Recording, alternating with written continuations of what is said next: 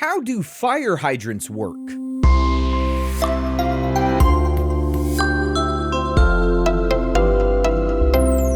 Hi, welcome to Curious Kids Every Day. I'm Josh. How are you doing today? It's so good to hear from you. Hey, have you ever seen a fire hydrant before?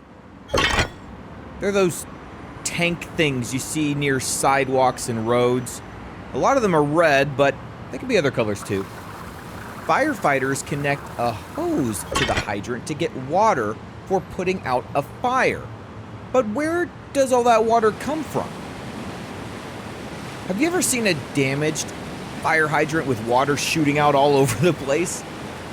I've seen broken hydrants spraying so much water that they were flooding the whole area.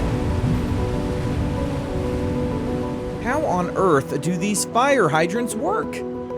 I was thinking about this today because I got a question from a kid in the Curious Kids Club named Julian. Julian wondered, Hi, my name is Julian. How do fire hydrants work?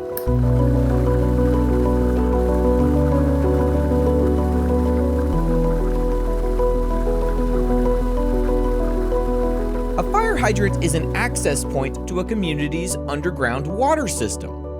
See, under the streets, there is a huge network of water pipes. These pipes are how you get water to your house. Usually these pipes are under your home, but if you have a house that's kind of built on a hill like mine, you may have a room in your house on the bottom level in the basement area where you can actually see where these pipes come into your home.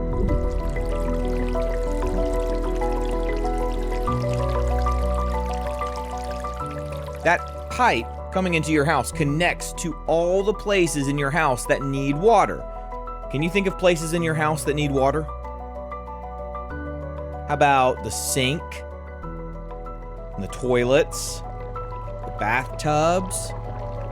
So yes, under the ground there are water pipes, and the largest pipes in this network are called water mains. Can you say water mains? These are the pipes that carry water to your home. Now, most neighborhood fire hydrants connect to these same water mains through a short branch pipe. Water inside the main is kept under pressure. Some water systems use pumps to create that pressure, but others use water stored high above the ground in water towers.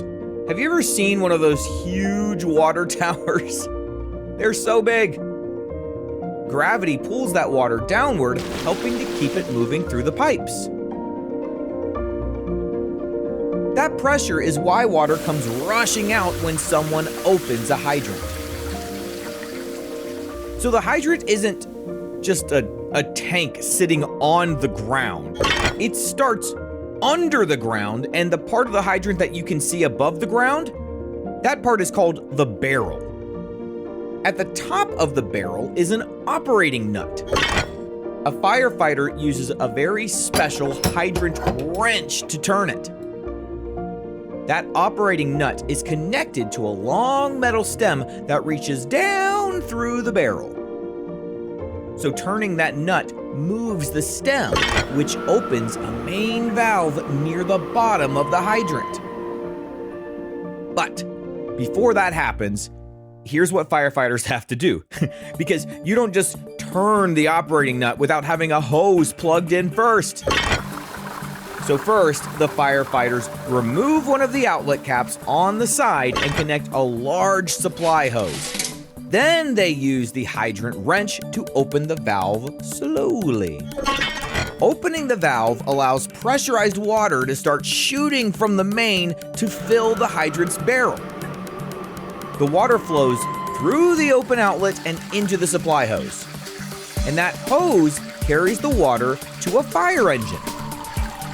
The fire engine has a powerful pump that controls the water and can increase its pressure. Have you ever stood next to a fire engine? Yeah, they're really, really loud. From there, other hoses carry the water from the engine to the firefighter's nozzles.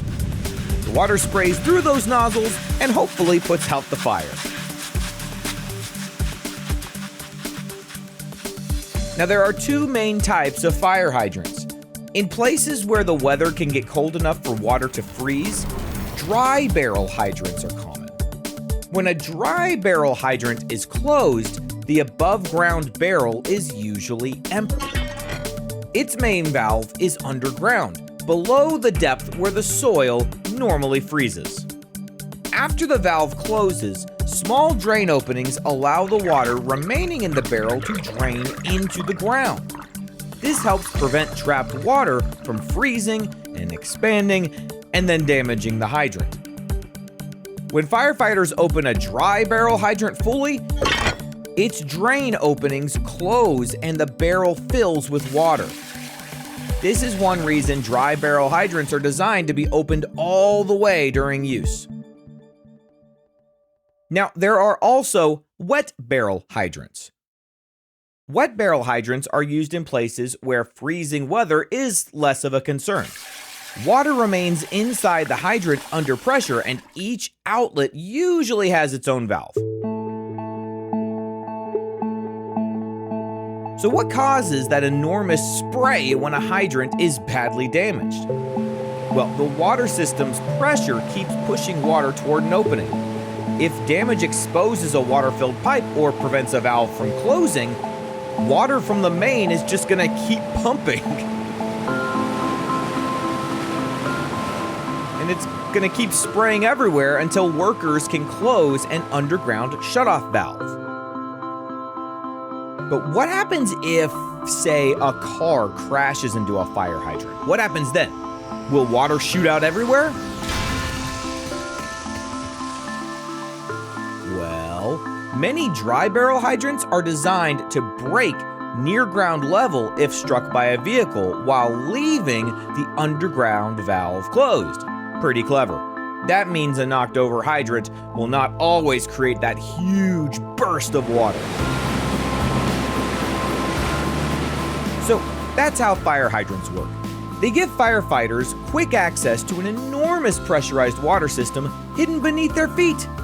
They make it possible to put out a big fire no matter where it starts. Pretty amazing.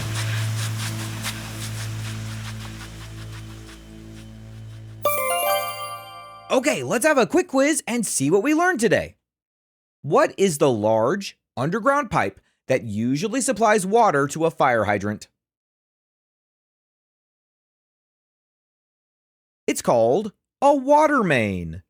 And what happens when a firefighter turns the operating nut on top of a hydrant? A long stem moves through the hydrant and opens the hydrant's main valve, which gets the water flowing. And why does the water drain out of a dry barrel hydrant after it is closed? Because draining helps prevent water from freezing in very cold areas, which would damage the hydrant. And what does the pump on a fire engine do with water from a hydrant? It controls the flow of the water and can increase the pressure before sending the water through firefighting hoses. All right, let's play true or false. True or false? A fire hydrant contains a giant tank of water inside of it. That is false. Its water usually comes from an underground water main. True or false? The above ground portion of a dry barrel hydrant is usually empty when the hydrant is closed. That is true. The water drains out. That's why it's called a dry barrel hydrant. True or false? Fire hydrants should be opened slowly.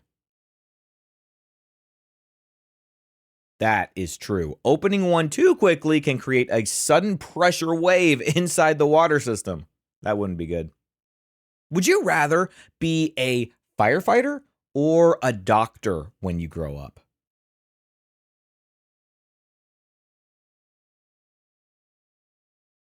Both of these are such cool jobs. I can see myself enjoying both of these jobs. Maybe it'd be fun to be a firefighter for a day, and then maybe the next day I could be a doctor and I could go back and forth. All right, let's play a round of What Am I? What am I? I'm hidden under the ground. I carry something very important through a neighborhood. And I am a large underground pipe that supplies hydrants and buildings. What am I? I am a water main. Well, now we know how fire hydrants work. They connect to a pressurized water main hidden underground. Turning the operating nut moves a long stem that opens the main valve, allowing water to enter the barrel and flow through a hose. Pretty clever design. It helps keep our communities safe from fires. Ideally, they never have to use the fire hydrants around your town, but it sure is nice to know that they're there, just in case. What kind of question do you think we'll ask tomorrow on Curious Kids Every Day?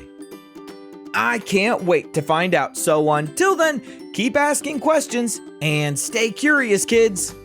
And some of the kids in the Curious Kids Club have birthdays today. Cohen from California is turning 4. Happy birthday, Cohen. All these kids are turning 5 today. Ollie from New Zealand, happy birthday, Ollie. Atlas from Colorado, happy birthday, Atlas.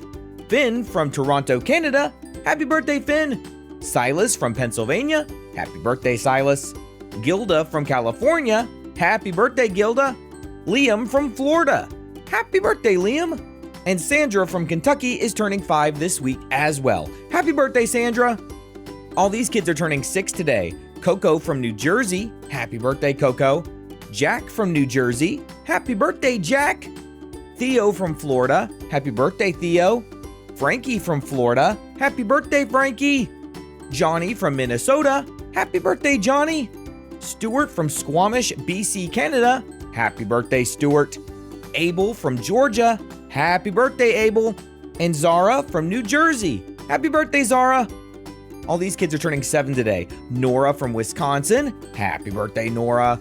And Joshua from Texas, happy birthday, Joshua. These kids are turning 8 today.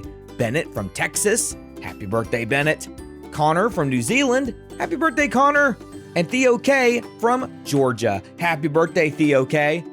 All these kids are turning 9 today. Mac from Boolia, Outback, Queensland, Australia, happy birthday, Mac. William from Shanghai, happy birthday, William. Yun Yao from Shanghai, happy birthday, Yun Yao. And Evelyn from Washington, happy birthday, Evelyn. To all the grown-ups listening, if your curious kid wants their birthday mentioned on the show, please visit supportcuriouskids.com and join the Curious Kids Club. That's supportcuriouskids.com. See you tomorrow.